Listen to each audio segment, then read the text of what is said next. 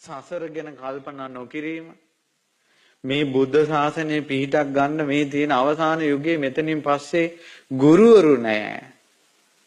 සිවුරක් තියෙයි.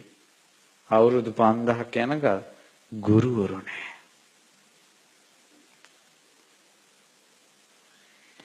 උත්තම ගුරුවරයෙක් අපිට ලැබුණේ.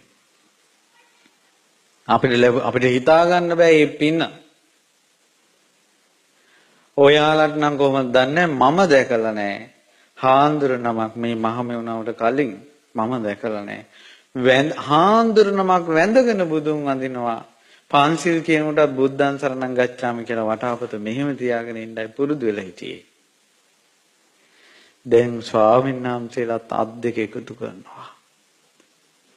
අහස ගිගුම් දෙන සාදුනාද ලංකාවේ තිබ්බේ නැහැ. දැන් අහස ගිගුම් දෙන සාදුනාද. නමස්කාරය කියන්න ගියාම කුටු කුටු කුටු කුටු කුටු. අදයි එක හඬින් නමස්කාරය කියන්නේ. සූත්‍ර අපි අහලා නැහැ ඒ කාලේ. දැනුයි සූත්‍රයෙන් දහම් අසන්නේ. අපි දුටුගැමුණු රජුරු අර චෛත්‍ය කළා මේ චෛත්‍ය කළා කියලා රජවරුන්ගේ චෛත්‍ය ගැන ඇහුවා. අපේ අතින් චෛත්‍යයක් හදනවා කියලා අපි අහලා තිබෙන්නේ නැහැ. මේ මහමෙවුනාවේ ස්තූප 15ක් වෙන මේ වෙනකොට තියෙනවා. ස්තූප 15කට කිට්ටුව. බෝධි මණ්ඩප 50කට වැඩිය තියෙනවා.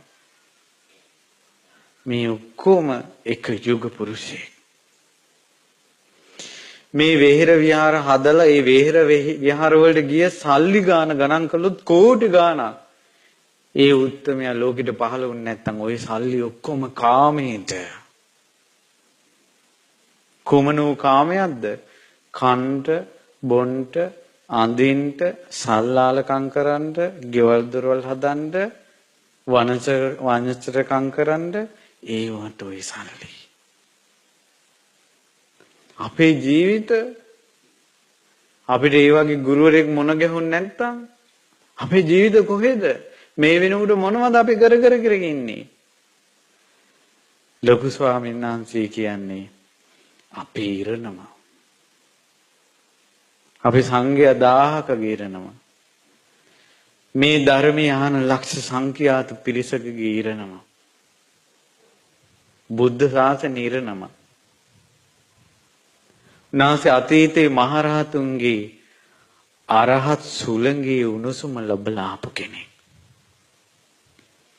ඒ නිසා ලොකු ස්වාමීන් වහන්සේත් එක්ක සෙල්ලම් කරන්න හොඳ නැහැ. ඒ උත්තමෙක් මේ ලෝකේ කවුරුද තමන්ට ලැබෙන එක තමන්ගේ ගෝලයන්ට දෙන්නේ? ඔබ මේ පින්වතුන් දකින්න ඇති ලක්ෂ සංඛ්‍යාත පිරිසක් රංකොත් වෙහෙරට රැස් වෙච්ච වෙලාවේ අපිට කිව්වා ආයතනයේ බණ කියන්න කියලා. අපිව බණ පුටුවේ ඉඳගෙන ලක්ෂ සංඛ්‍යාත පිරිසක් කර බණ කියද්දී ගුරුවරයා ළඟ අහගෙන ඉන්නවා. ආය පහළ වෙන්නේ නැහැ. හැබැයි ඔය උත්තමයා බණ කිව්වේ ඉස්සෙල්ලාම 4 දිනකට.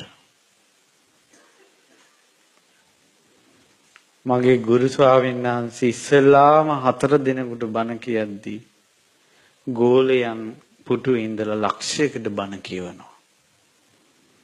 අහෝ මෙවැනි ගුරුවරු පහළ වෙන්නේ ආය.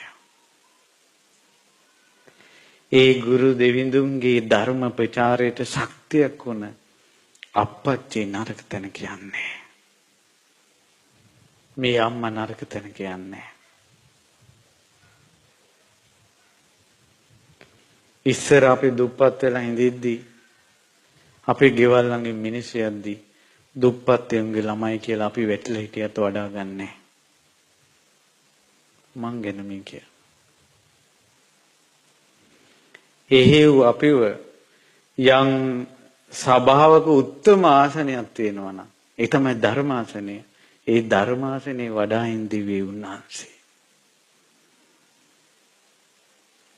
ගුරුවරයාගේ ඉරිසියා නැති බවත් ගුරුවරයාගේ තියෙන උත්තම ගුරු ගුණත් උන්වහන්සේට රහතුන් වහන්සේලාගෙන තියෙන පැහැදීමත් මිසක් අපේ දෙයක් නෙවෙයි. අපිට වෙනත් තිබ්බනම් අපි ගොඩාක් අපිට පින් තිබ්බයි නෙවෙයි අපි ගොඩාක් දුක් විඳපු අය. අපි ගොඩාක් දුක් විඳපු අය. එක යුග පුරුෂයෙක්ගේ පින් බලයට මේවා තියෙන්නේ. පින්වත්නි මේ සූත්‍රයේ අවසානයේ තියෙන සක්විති රජතුමා නැති වෙලා දවස් 7න් ස්ත්‍රී රත්නේ විරූපී වෙලා යනවා. සක්විති රජුරු නැති වෙලා දවස් 7න් පුතාගේ තේජස නැති වෙලා යනවා. රජුරු ඉන්න කල් තේජස.